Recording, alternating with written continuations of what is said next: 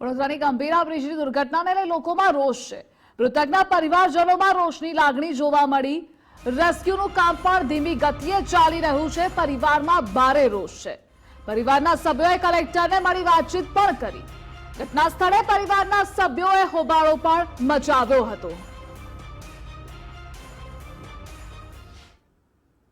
જે વાત થઈ એનાથી આપને હજી સંતોષ થયો છે ખરો? સાહેબે કીધું છે કે રેસ્ક્યુ ઓપરેશન આવી રીતના ચાલે છે અને બીજા ઇક્વિપમેન્ટ બી મંગાવીએ છીએ। સંતોષ તો આવું જુઓ મારો પાણી હોય છે એટલે હું તો સંતોષ તો મને છે જ નહીં, કેમ કે જે રીતની કામગીરી છે ને બહુ જ સ્લો છે। હું તો કહું જ છું, સ્વીકારું છું, ખુલ્લે એમ કહું છું કામગીરી આ બહુ સ્લો છે, બરાબર છે। એટલે જે મને જલ્દી કામગીરી થાય એવી મારી અપેક્ષા છે બસ। હેલિકોપ્ટરની પણ આપણે રજૂઆત કરી, બીજા ભાઈએ પણ હેલિકોપ્ટરની રજૂઆત કરી તો સાહેબને એવું કેવું છે કે વર્ટિકલ ઉઠાવવાનું છે એટલે આની કેપેસિટી હેલિકોપ્ટરની ઓછી હોય, એવું ના હોય યાર।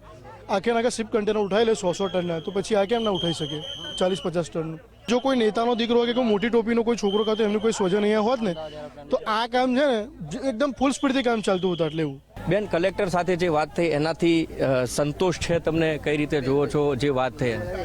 સંતોષકારક જવાબ તો હજુ મળ્યો નથી, તો છતાં અમે આશા રાખીએ છીએ કે કલેક્ટરશ્રીએ વાત કરી છે તો એમના કહેવા પ્રમાણે થોડી ઉતાવળ થશે અને અમને અમારું છોકરું મળી જાય, બસ બીજી કોઈ અમને અપેક્ષા નથી। નેતા યા કોઈ પોલિટિકલ કનેક્શન વાળું કોઈ હોત તો આ વસ્તુ થઈ શકતું હતું।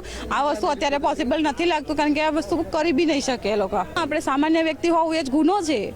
તમે વોટ આપીને જેને જીતાવો છો એ જ આપણા દુશ્મનો થઈ જાય છે, એવું છે। એમની વેલ્યુ છે, આપણી વેલ્યુ નથી।